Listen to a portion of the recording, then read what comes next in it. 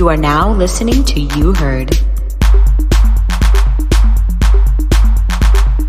In today's episode of You Heard, we are joined by Nathalia Castillo, who talks about her journey in blending in, fitting in, and her trying to figure out her own self and identity in order to better be comfortable in owning her power and magic. On this episode of You Heard, we are joined by Nathalia, a good friend of mine from back in college, and she is an educator by nature and seeks every opportunity to create a lesson out of an experience, if that ain't the truth. And she is currently learning how beautiful life can be when we live for ourselves, and especially when we give ourselves the space to mess up and try again. And geez, do I not feel everything about that. Nathalia and I met when we were both going to Villanova University, and she actually graduated the same year that my partner did. Her and I connected way before through our sororities, but also through the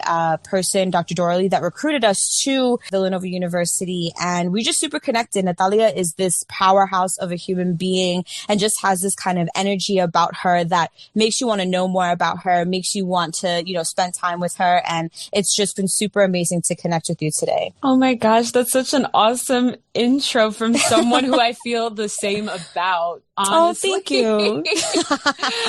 Oh, my heart is so full right now on a Sunday morning. That was great. So I'm going to give you the floor, Nathalia, to dive into your topic. I'd love to dive into parts of myself from my past, parts of myself from my present, and realizing where a lot of my external validation was coming from, where a lot of my needs were coming from, because for a long time, I was kind of letting myself be controlled by external sources and blaming these external sources, when in reality, a lot of this was self-imposed. A lot of my need to satisfy others and live a life for other people and those around me was coming from within. So I'm happy to share this, and hopefully it reaches someone who may be doing the same and still doesn't realize that, so they can start living for themselves. Yeah, I'm so here for that. And I think a lot of people can honestly relate to that. I think us as women in general, we're put in positions where we're kind of conditioned to serve others, and we're not necessarily put in a position to really think about ourselves. And if we're thinking about ourselves or trying to better ourselves, it's often in response to how can I be better for other people rather than being better for yourself. So I'm here for your story. I am the daughter of Dominican immigrants. I'm the only daughter and the youngest of two. So it's me and my older brother. And oftentimes I would look at my parents as a source of knowledge. They were kind of like my canon for what life was and was supposed to be. Parents are these people who teach you what's important, things to be mindful of, maybe like when you're meeting other people, or telling you, hey, school is a priority for you, so make sure you're doing well. That's your only job, that kind of thing.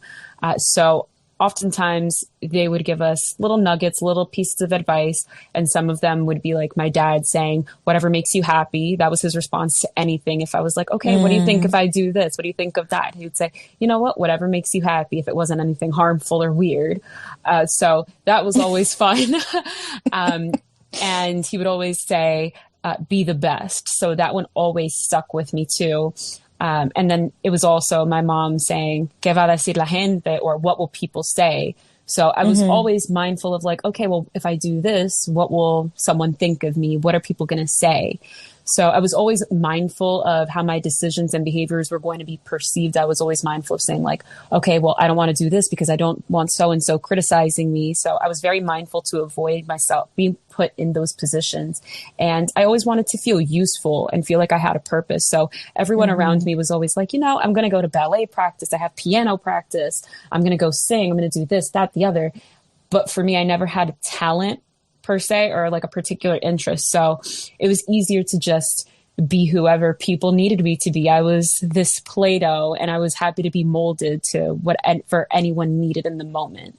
I'm just pausing for a second to kind of sit on you saying that you didn't have a talent. I guess because often we attribute talent, like, can you sing? Can you dance? Can you like write poems and stuff like that? And I think talent and being gifted, or, you know, are you like a mathlete or something like that? Being talented and gifted kind of just falls into these very like artsy or academic labels and titles and boxes. And if you don't necessarily fit those boxes, you are deemed like untalented and ungifted. But when I think of you just as, you know, like an outsider of your life, and kind of thinking of your story and what you've already shared with me prior to actually recording this, and having met you and seen you in different spaces, I think you're hella talented. And maybe your idea of yourself has changed from when you were younger and when you were in Play-Doh mode.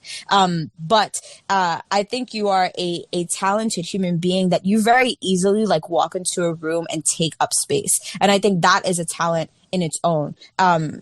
From what I do know of you and from having interacted with you, I think you're also a very compassionate person, and not everybody has that. So you may not necessarily be an artist, and you may not sing, may not dance, you may not play violin, but your talent lies in your personability. You have always portrayed yourself and put yourself out there as somebody who can be connected with. And you're also a hell of a hard worker. You're somebody who really does things 110%. And again, like, at least for me, I see that as a talent. Like, not everybody has the knack to do those kinds of things, or a sense of confidence and self to be able to do those things. So I think you're amazingly talented. I just wanted to put that out there. Oh, thank you so much. You have me here like getting all emotional.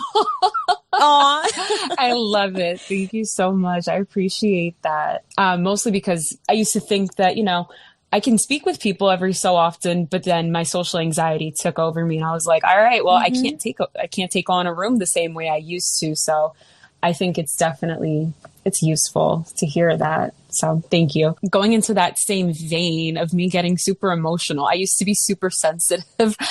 So I used to cry at the drop of a hat. So I had a lot of trouble connecting with my classmates and people my age in general when I was in elementary school. So anytime someone would criticize me or disagree with me or anything, I would start crying. And that would, of course, lead to even more like, oh, okay, you're such a crybaby, you're so sensitive, X, Y, and Z. And I remember at one point, my second grade teacher said, you're sensitive and there's nothing you can do about that. There's nothing you can do to change that. So I kind of accepted that I was just always going to be that way. And it was difficult because I wanted to try and fit in with people around me, but I thought it was going to be easier to be a loner. I would avoid putting myself in these kinds of positions where people could potentially criticize me.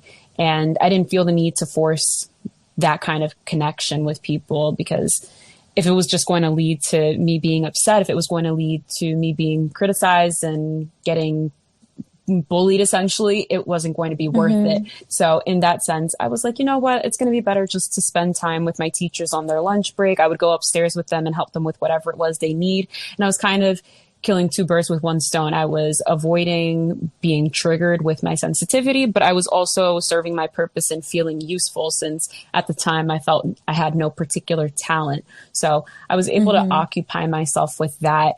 And eventually I did feel the need to want to fit in. I would see that my friends would have so much fun well, at the time they weren't my friends, but I would see that my peers would have so much fun together. And I mean, I had a friend in the second grade, his name was Lewis, and we connected in particular one day over, you know, being nerds. He needed the homework and we exchanged phone numbers and we started talking. We were just talking about whatever. And at the time I would really hang out with my older brother, and what my older brother would be interested in was things like Dragon Ball Z, Sonic, WWE. So he would, I love it. Oh yeah. So he would mention these things over the phone. And I was like, well, I know these things. I'm familiar with these things. So as a result, I would hang out with him and, you know, his guy friends, and I would hang out mostly with guys as a result. And I never saw it as like, okay, well, I don't hang out with girls. I only hang out with guys. And, oh, this is a sidebar, but still in the same vein. When we moved to Florida, we moved down to Tampa, Florida for a couple of months. Yes, literal months. Okay. It was terrible. This was back in 2001. And I remember in my classroom, we went to recess one day. We went to recess one day and I really wanted to play with the frisbees. So these guys were just sitting there holding frisbees, not using them at all. And I'm like, well, can I use one? They're like, no, you're a girl. And the teacher came and brought me over. She was like, why don't you go play with the girls? They were playing Ring Around the Rosie. I'm like, I don't want to play with them. They look stupid right now. Of course, I didn't say that, but I'm like, no. I could imagine you thinking that, though. Exactly. And be like, they look stupid. No, thank you. Exactly. I was like, okay, whatever. So I just sat in the grass and I'm like, well, why am I not being given the opportunity to do something that interests me right now? So I was like, okay, I guess I'll just fit in wherever or blend in at the time. That's what I felt like I was doing. Even in the 5th grade, there were girls who would talk about how I only hung out with guys. So I was like, okay, well, I guess I don't want them criticizing me. So let me go hang out with these girls. And that's when I kind of got sucked into like these teen magazines and celebrity gossip that I didn't really care for. But I was like, okay, this will give me something to talk about with them. And I remember they even forced me to pick a celebrity crush. I didn't have one, but I was like, I don't know, Jesse McCartney. And they're like, oh, that's such a lie. I'm like, well, you're telling me to pick one. So what do you want? Yeah. So I didn't decide to break out of that mold until kind of like high school. I kind of broke that pattern of wanting to blend in. I took a trip to Spain. I had my first kiss. I was 15. And then my first relationship a couple of months after that. So I was starting to see what it looked like when I decided to do things for myself or in my best interest, as opposed to just saying, okay, well, let me give this a try. I felt like I was kind of sampling interests based on the people around me, as opposed to saying, well, this is something that interests me. Let me give this a shot. So I think that was pretty instrumental for me as well. I could definitely relate to you in trying to figure out how to fit in. When I was in elementary school, I went to elementary school with a lot of like immigrant children that were new to the country, and they were all from Eastern Europe. So what used to be Yugoslavia and like is now Croatia, like Montenegro, Romania, Poland. I was like one of the few mixed kids because I'm mixed, and it was just a different reality, like growing up in a different reality. I was raised by my mother. My mom's like 5th or 6th generation, like here in the United States. My father's still in DR. So I didn't necessarily grow up in what is a traditional immigrant household. So it was definitely hard to kind of relate to the people that I was around, but I didn't have too much trouble, I guess, making friends. But at the same time, because of the kind of neighborhood that I lived in, hanging out with your friends wasn't a thing, especially since, most of the families in that area were immigrant families. They weren't necessarily about their kids hanging out in a place that they weren't, comfortable in or familiar with. So I didn't really start hanging out with people or really having a group of friends or people that I can fully relate to until I went to middle school, which is when I pretty much only hung out with guys. And I think a lot of that just has to relate with my mom doesn't really tap into her feminine side too much and would kind of make jokes or kind of turn her head at people who were quote unquote too girly or too feminine. So I thought that's what I was supposed to do as well. So I kind of pushed myself away from hanging out with girls too much. I honestly only hung out with girls on half days. So that was like once a month. But every weekend I was like chilling with the guys, and those are the people that I related to. So I put myself in a lot of positions to kind of fit in with the boys and whatever that looked like, and being rough and tough and aggressive and listening to like heavy metal music and playing video games and liking comic books, which is not something that I was into. But like what you said, it was a matter of blending. And I think when it comes to blending in or assimilating to a particular community, it's a survival skill. You understand that connecting with those around you is something that is needed, and you can either choose not to do it and kind of, be the loner and be by yourself, or you participate in it. But participating in it, in a sense, can kind of be dangerous because you could be told, well, you don't fit here because you're a girl, or you're this or you're that. You kind of lose a sense of yourself trying to mold and assimilate and be a part of something that isn't necessarily you. And I think I spent so much of my life doing that it took me probably until after college, to be extremely honest, to figure out like how to rid of all of these things that I adopted that weren't truly myself. And these things that I adopted, now that I'm older, I would say got me into a lot of trouble in that because I wasn't my authentic self, I really didn't know how to make true friends. Or I was able to make friends, but I was terrible at keeping them because I was trying so hard to be somebody that I wasn't, and you know, adopt these things that just weren't who I was. And I remember high school was hella traumatic. And I think one of the reasons why it was traumatic was because I just was pushing myself to be somebody who I wasn't, and surrounding myself with people who kind of fed that idea of being somebody that I wasn't, and the people who were actually more accepting of who I was naturally, I really didn't discover and value until like my senior year, which sucks. And by the time that I got to college, you know, Villanova was definitely a completely different community than anything you and I probably grew up in. And again, trying to find this space of like, how the hell do I fit in here? Where do I find my community? What is my community even supposed to look like here?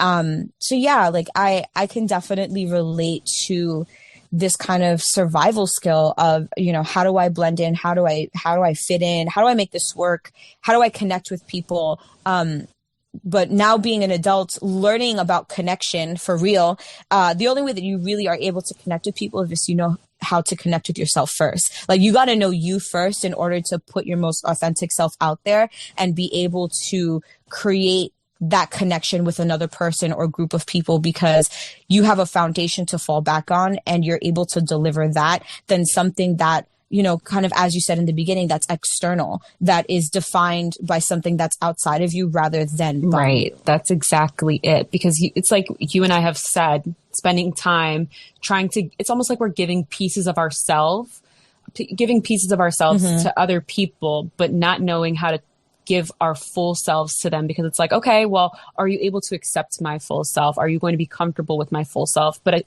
falls back on like, well, am I comfortable with my full self? Do I know my full self? Yes. So we need to know who we are and what we're dealing with internally so that we know how to express that externally and not be afraid of how that's going to potentially ricochet back onto us. So absolutely everything you're saying it's spot on. Exactly. Like, are you comfortable with yourself? And I also was reminded of you talking about how you were sensitive. Like, girl, me too. I didn't cry all the time, but I definitely felt things very passionately and would respond and react to things very passionately, sometimes aggressively, so much to the point that like people were turned off by it. Like I've always been told like I was too much, or I was dramatic, and I was this and I was that. And now that I'm older, I accept it. I know that that's a part of who I am, and I'm okay with it. And I'm able to manage it in a way that when I am being a lot, it is not, it's that a lotness is not something that I'm projecting on other people. It is something that's like mine and my own. I'm not trying to like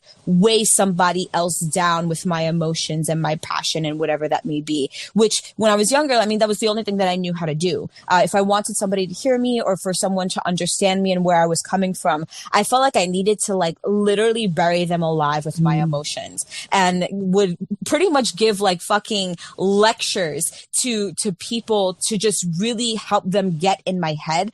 But like what you said, it's like I was barely in my own head and was able to process how I was feeling in the first place to even connect with somebody enough for them to understand where I was coming from in the first place. And like, I know that I was a very needy person.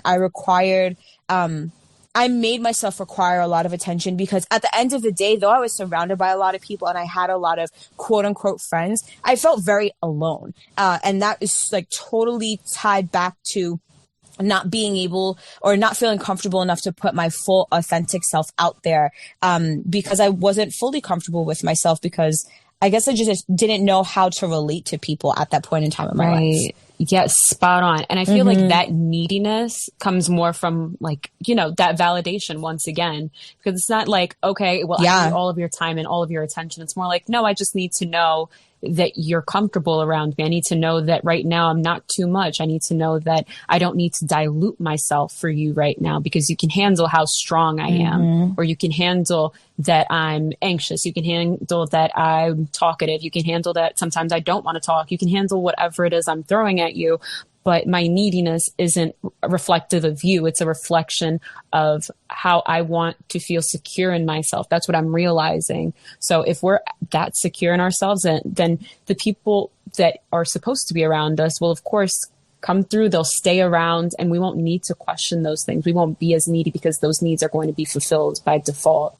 There is no other better way to say that. Thank you so much. Like, this is something that everything we're talking about right now is stuff that I have been sitting on for the past couple of months, because when I look back at who I was in middle school and who I was in high school, it like emotionally triggers me, because I am not okay with who I was and the decisions that I made and the positions that I put myself in and the positions that I put other people in as well, because of the sense of neediness and being over the top and being dramatic and being a compulsive liar as well, again, as a sense of like assimilating, fitting in, molding, whatever it may be. But it was exactly that, like all of those acts that I did in that period of time was like me projecting this need to be secure in myself. And I don't think that I ever fully thought of it that way. So I appreciate you verbalizing that. And I'm going to sit on that as I continue this journey of forgiving myself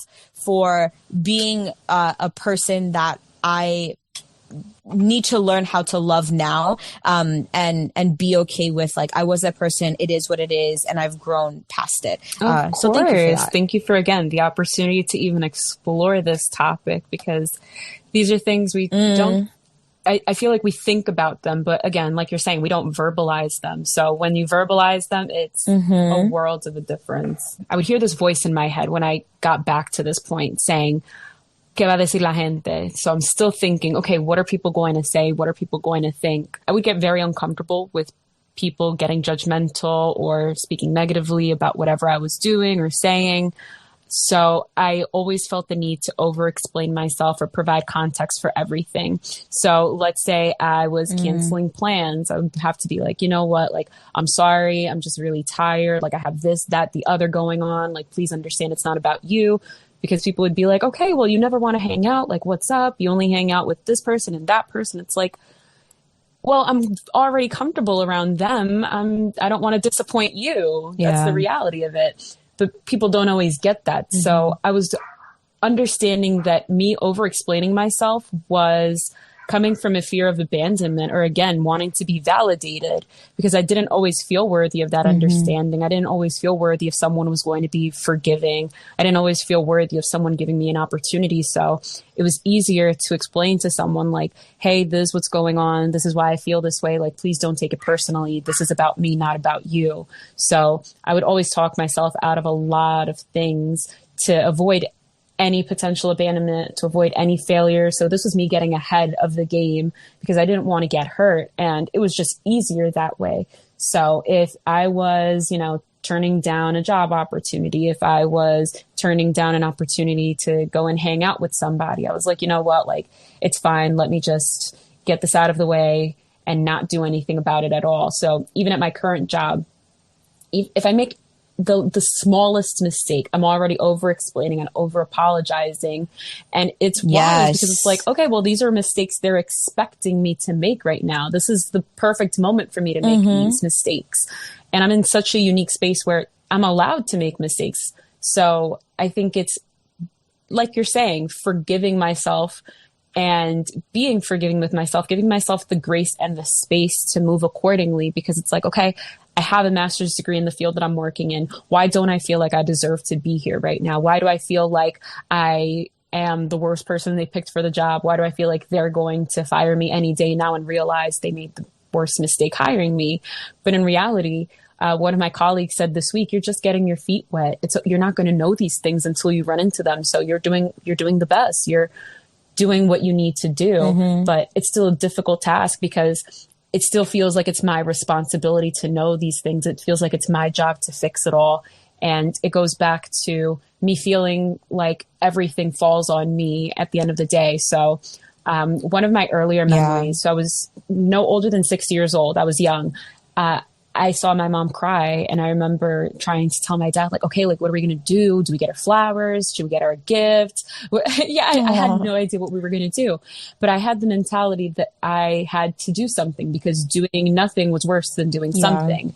So I had the mentality that I could fix someone's mood. And then if I could fix their mood, I would be happy. So at some point I adopted the mentality that if I could create someone else's peace and keep everyone around me happy, then I would have no choice but to be happy. So why not? But in reality, I noticed that when my mom was crying, I didn't do anything, and eventually it got fixed. It was handled and she was fine. But, no matter what you do, whether you do something or you do nothing, that person's responsibility, that person's happiness is not your responsibility. That person's reality in their life is whatever it is, and nothing you can do or provide is going to change that. All you can do at the end of the day is support someone, maybe ask them how you can support them. Some people are not as vocal, so it's a tricky space to navigate because you really have to know someone. It's all about trial and error, but it's mostly about not shouldering someone's pain, someone's emotions as your own, not taking on that responsibility. Yes. And it's also learning, like, okay, even if the world around me is burning down, I have to be okay. So it's learning to dance in the rain, but it's also learning, okay, I have an umbrella. I can share this umbrella. If they want to be under my umbrella, we can share. If I have a spare one, I can offer that to them. But at the end of the day, some people like walking in the rain, and it is what it is. And you can't change that about them. So all you can do is offer what you have without sacrificing what you have. Please. Oh my goodness.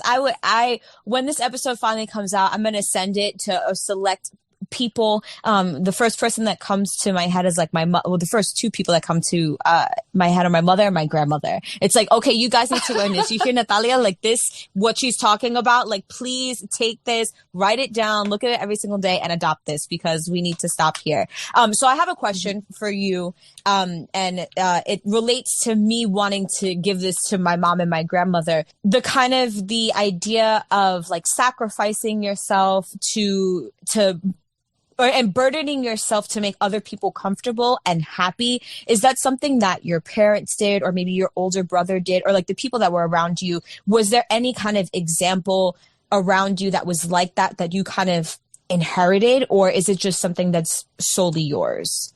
So I definitely, looking back, I realized that there were plenty of examples of this. So my parents are very giving people, and I always watched them sacrifice for other people. And I always heard, them sacrificing for my brother and I. So I was kind of like, okay, well, life is about sacrifices. So this is what they do, and they're great people. So if I want to be a great person, sacrificing has to be a part of my life too. So I adopted that. And in certain ways, it's worked in my favor, but it can be super detrimental when we lose sight of ourselves within those sacrifices. I think of myself in the same respects of, I remember when I was younger, understanding the idea of like sacrificing is the way. Like you have to sacrifice yourself and your comfort in order to make other people comfortable and happy. And like to what you were talking about of like, what do I need to do to make my mom stop crying and to make her feel better? And, like, do we need to get her flowers? Maybe we have to make her dinner or something like that.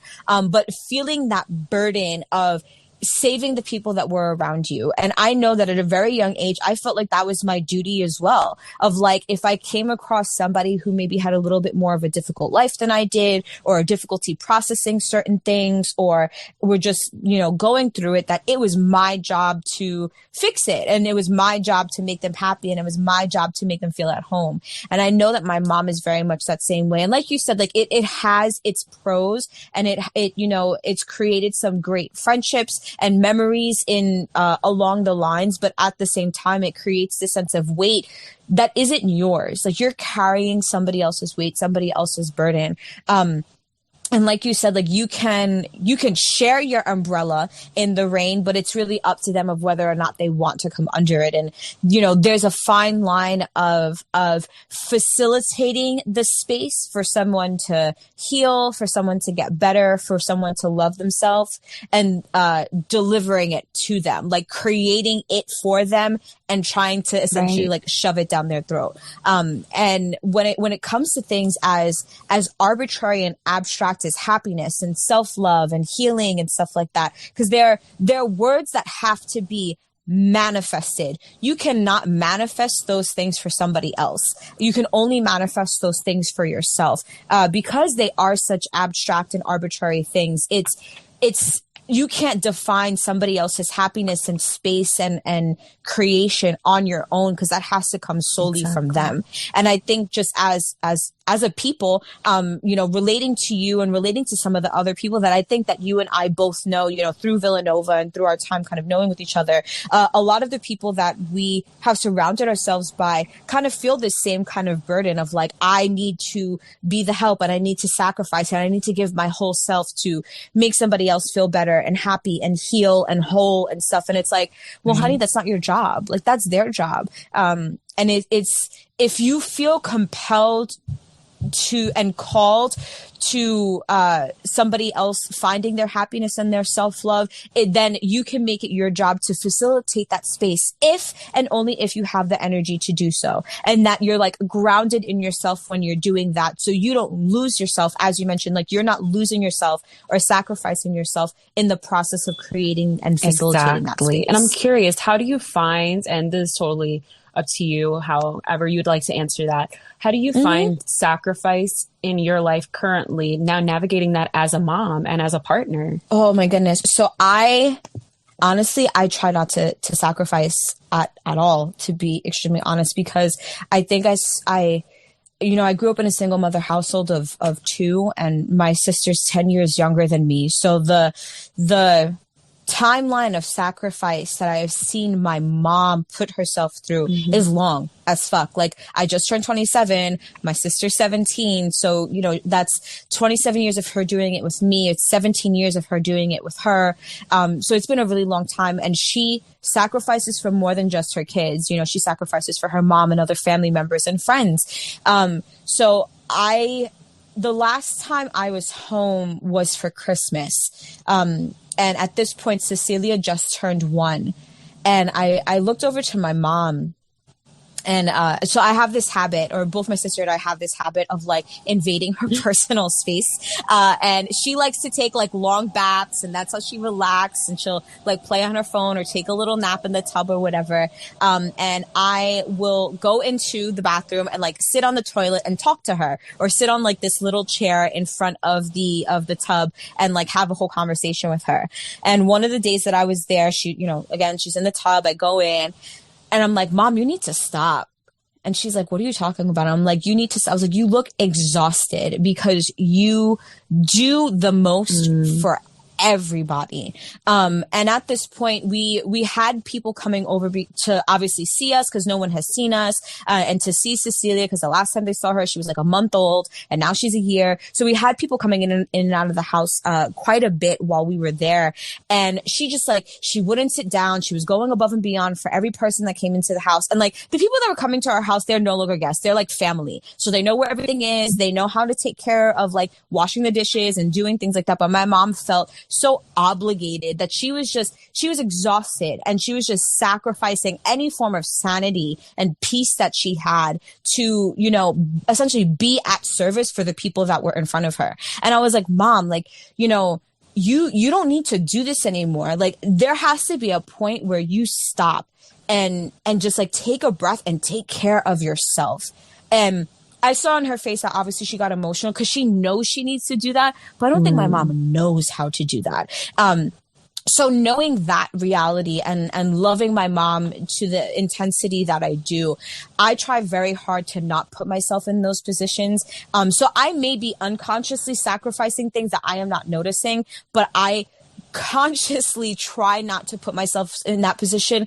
And one of the main reasons why is I don't have to.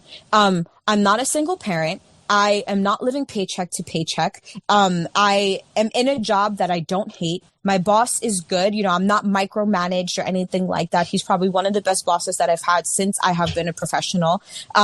I am not in a situation where I feel compromised at any point in time that I feel that I need to sacrifice in order to keep a level of comfort, in order to keep people happy, in order to be at service for other people. I feel like I'm very much in a point of my life where I am able to very much be myself in most of the spaces. My workspace is a little bit different. Remember, I live in Texas, so I work with a lot of Texan people, and not everybody is as crazy and liberal as I am, if you want to call it crazy and liberal. So I know that sometimes I have to hold back certain things in order for me to keep my job. So if we want to call that a sacrifice, sure. I sacrifice, you know, all the things that I may want to say and put out on the table in regards to certain people's political views or how they move and stuff like that in order for me to keep my job, since I'm the head of household. But outside of that, like when it comes to being a mom, no, there's no reason for me to. And I'm in a position where I feel blessed and I feel full and I feel abundant because of the support that I have and what I know I bring to the table. Given, and I don't know where this comes from, and I've talked about this like with Bianca, because, you know, she's a mom, and I've talked about this with some friends that I have, of like the mom guilt. I don't know where it comes from. It's a thing. I don't know why we get it, because I fully know that I am a great mother and that I have everything I need to create the proper space for Cecilia to be her best self. But there are definitely times where I feel like, oh, maybe I shouldn't be on my phone right now. Or maybe I hate having to go to work, like physically go into the office, because I'd rather be physically with her. So things like that, of like, you know, I feel guilty of having a life outside of just being with my daughter all the time, but I also get on myself about thinking that way because I am more than just a mother. I am a complex human being. I am defined by all different kinds of things. And my role in life is not just to be Cecilia's mom. It is one of my roles. So I shouldn't guilt myself into feeling, you know, that this is the only space that I should be occupying, and that I am any less of a good mom or that I love her less if I'm not constantly occupying that space. You just reminded me of one of my favorite quotes. So, you are your ancestors' wildest dreams. And that is it in every sense for you right now, because hearing how you're describing how your mom was with these sacrifices, and even up until recently in December. So just you being able to occupy space as a human being, you being able to set your identity straight in the sense that you are more than a mother. You are a mother, but you are more than a mother.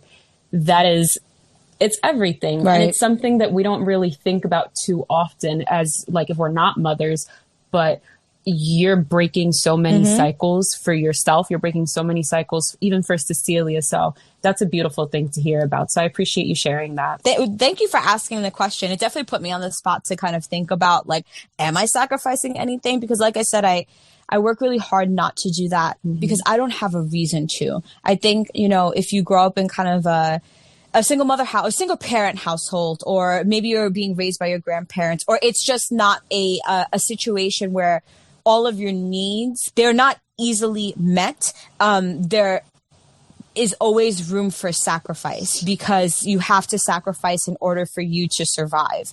And because I am thankfully, because of all of the sacrifices my mom made, am not in a position where I am in survival mode.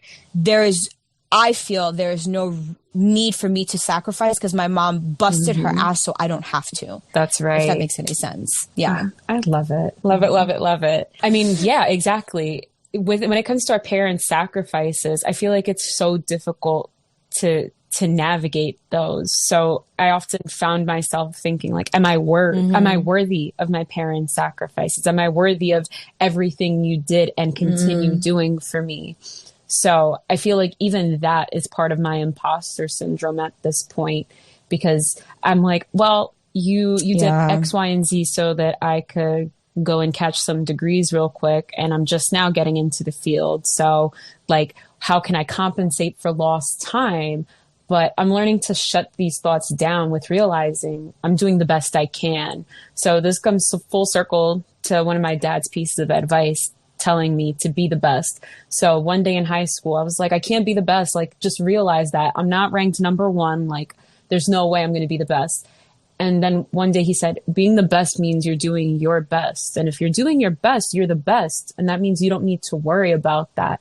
So something that I've been trying to let resurface is, you know, I'm doing my best. So they made all these sacrifices, yes, but I don't have to be, you know, I don't have to hop on this entrepreneur hustle like everyone else has been doing.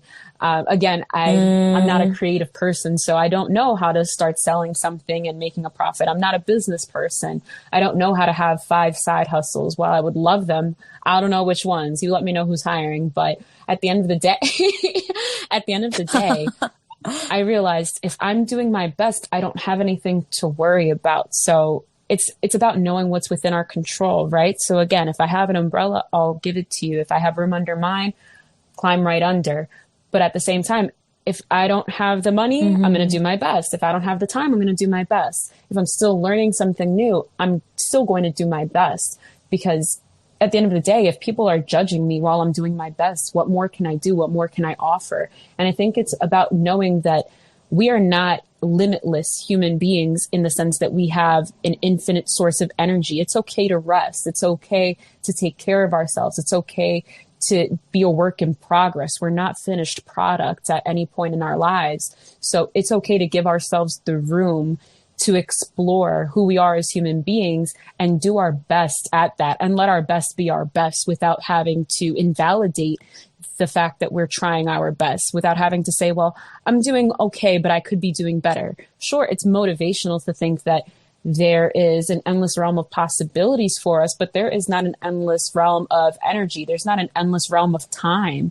So at the same time, we need to learn to be in the moment and learn to give what we can in the moment and know that that is still our best at the end of the day. Yeah, absolutely. And to like what you were saying in the beginning of like you dealing with this imposter syndrome of, you know, whether or not you were worth your parents' sacrifices. The first thing that I thought of is a part of your parents' sacrifices was being able to give you the opportunity to have options, that you aren't just pigeonholed into going down one route. So you had the option to choose to stay at the job that you were at after graduating, or diving into the field that you studied in. And like that, being able to choose between one or the other is a part of your parents' sacrifice. Another part of your parents' sacrifices that they did for both you and your brother is the opportunity to have time to think about yourself the way that you are and at the level that you are right now. I think for a lot of people who are put in situations or born into situations where they are constantly in survival mode and they do have to constantly sacrifice for themselves and their loved ones and those around them, is that they don't have the opportunity to think of themselves at all, or to, you know, think of, do I have imposter syndrome? Do I need to love myself more? Do I, you know, need to reevaluate what is valuable and how I define myself? There isn't really space or time for them to do that because they just have to do. They have to do and they have to produce. And, you know, they need to make sure that whatever they're producing is enough for whomever they are sacrificing for that's beyond themselves. So given the fact that you have the space and you have the time to do that, you're living up to what your parents worked so hard for, is giving you freedom. That's really what it is. You know, you can get all the degrees and titles and salaries that you want. And yes, of course, especially coming from immigrant parents or parents who didn't go to college or anything like that, because I can definitely relate to this. They kind of have this vision of like, you need to get all these degrees and you need to make this certain kind of amount of money and you need to have this kind of title or go into this kind of field. And then, all of our hard work and your hard work paid off. But, as we get older, we definitely know that it's so much more than that. You can have all those things and still be the most miserable person in the world. And your parents don't want that for you. At the end of the day, if we ever think about our parents and how much they may or may not pressure us into certain things, all they really want us to do is to be happy. And happiness looks different for everybody. It isn't always the PhD, becoming the lawyer, the engineer, the doctor, whatever it may be, or using your degree in the first place. It's about, did you use the freedom that they were able to grant you through their sacrifices and hard work to your advantage to create that space for you to be happy and to love yourself? And I think that you're on the journey for that. So you're very much using the energy that your parents put into giving you the best life to the fullest. So, when those thoughts creep in your head of like, am I actually worth their sacrifices? Am I living up to all the work that they put in to bring me into this world? Say yes, because you're doing everything you need to do to learn how to fully embrace and love yourself and be your best self. You're absolutely like your right. father says. And you just reminded me, when we were younger coming from school, maybe it was our parents asking, well, what did you learn today? So I feel like that never stops. It starts with us every single day. What did you learn? And that could be whether we're still pursuing education, whether we are living a life at home, whether we are getting it together with our career, whatever stage we're at in life, it's always, at the end of the day, it's always going to be, well, what did you learn? So that's never going to stop. So as long as we're still giving ourselves that opportunity, our parents paved the way for that. But as long as we're still giving ourselves the opportunity to say, well, what did you learn? That's us fulfilling that mission. That's us continuing along that same journey that you're mentioning. So you're 100% right. Is there anything that you would like to leave the audience with? Like with everything that we talked about, what do you feel is important for the audience to walk away from when listening to your respective episode? To know that as long as you're doing your best, that is good enough. Your best is going to be good enough, whatever that is. So I'll rephrase that. Always know that if you're doing your best, there's nothing left to do. And your best today may look different from your best tomorrow. But as long as at the end of the day, you can say, I am doing my best, you will be kinder to yourself. And at the end of the day, you will be a happier person and you'll appreciate yourself with each passing day, the more you can say that.